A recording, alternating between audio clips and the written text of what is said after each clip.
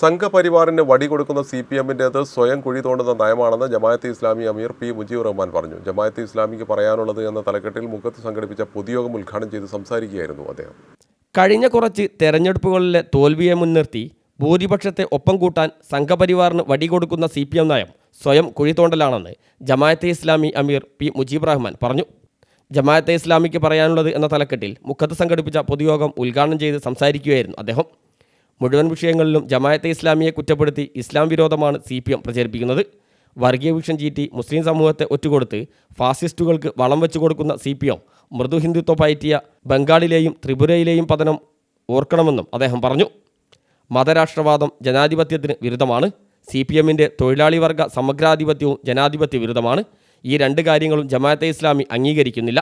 കുറച്ചു കാലങ്ങളായി സംഘപരിവാർ ഭരണകൂടത്തിന്റെ ഭാഗത്ത് നിന്ന് ഒരു ജനവിഭാഗത്തോടുള്ള വംശീയമായ വിദ്വേഷത്തിന്റെ അടിസ്ഥാനത്തിൽ ആ ജനവിഭാഗത്തിന്റെ വംശീയമായ ഉന്മൂലനം ലക്ഷ്യം വെച്ചുകൊണ്ടുള്ള നിരവധി പദ്ധതികളാണ് രൂപപ്പെട്ടുകൊണ്ടിരിക്കുന്നത് എന്ന് നിങ്ങൾക്ക് കാണാം. അതാണ് നാം NRC-യിലൂടെ ഇന്ത്യ രാജ്യം കണ്ടത്. അതുപോലെ തന്നെ UCC യൂണിഫോം സിവിൽ കോഡുമായി ബന്ധപ്പെട്ട നീക്കങ്ങളിലൂടെ നമ്മൾ അനുഭവിച്ചു കൊണ്ടിരിക്കുന്നത്. ഏറ്റവും അവസാനം വഖഫുമായി ബന്ധപ്പെട്ട ഭേദഗതി ബില്ലും ഒരു കമ്മ്യൂണിറ്റിയെ സംബന്ധിച്ചിടത്തോളം ആ കമ്മ്യൂണിറ്റിയുടെ ഭരണഘടനാപരമായ അവകാശങ്ങൾ കവർന്നെടുക്കാനുള്ള ഭരണകൂട നീക്കത്തിൻ്റെ ഭാഗമാണ്. ഇടതുപക്ഷമെന്നോ വലതുപക്ഷമെന്നോ അല്ല ജമാഅത്തെ ഇസ്ലാമിയുടെ മുമ്പിലുള്ള പ്രധാനപ്പെട്ട വിഷയം. സംഘപരിവാർ എന്നതാണ് ജമാഅത്തെ ഇസ്ലാമിയുടെ മുമ്പിലുള്ള പ്രധാനപ്പെട്ട വിഷയം എന്ന് പറയുന്നത്. അത്തരം സംഘപരിവാർ വിരുദ്ധ സമീപനം ജമാഅത്തെ ഇസ്ലാമിയുടെ ഭാഗത്ത് നിന്നുണ്ടായ ഒരു ഘട്ടത്തിൽ അതിനെ അതിൻ്റെതായ രാഷ്ട്രീയമായ ജനാധിപത്യ മര്യാദയോടുകൂടി മനസ്സിലാക്കുന്നതിന് പകരം അത് തങ്ങൾക്ക് ഏൽപ്പിച്ചിരിക്കുന്ന രാഷ്ട്രീയ പരാജയത്തെ മുൻനിർത്തിക്കൊണ്ട് ജമാഅത്തെ ഇസ്ലാമിയെ മുൻനിർത്തിക്കൊണ്ടുള്ള അപകടകരമായ ഒരു രാഷ്ട്രീയ നീക്കമാണ് ഇന്ന് കേരളത്തിൽ CPM നിർവഹിച്ചുകൊണ്ടിരിക്കുന്നത്. 75 വർഷമായി രാജ്യത്ത് പ്രവർത്തിച്ചുകൊണ്ടിരിക്കുന്ന ഇസ്ലാമിക ആദർശ പ്രസ്ഥാനമായ ജമാഅത്തെ ഇസ്ലാമി പ്രവാചകന്റെ മാതൃക പിൻപറ്റിയാണ് പ്രവർത്തിക്കുന്നത്. സമകാലിക ഇന്ത്യയിൽ വംശീയതയ്ക്കെതിരെയാണ് ജമാഅത്തെ ഇസ്ലാമി ഏറ്റവും പ്രാധാന്യം നൽകുന്നത്.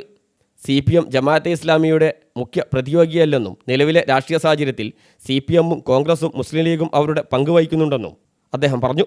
2024 ഇന്ത്യ സഖ്യത്തിന് പിന്തുണ നൽകിയത് സംഘപരിവാറിനെ പരാജയപ്പെടുത്താനാണെന്നും പി മുജീബ് റഹ്മാൻ പറഞ്ഞു.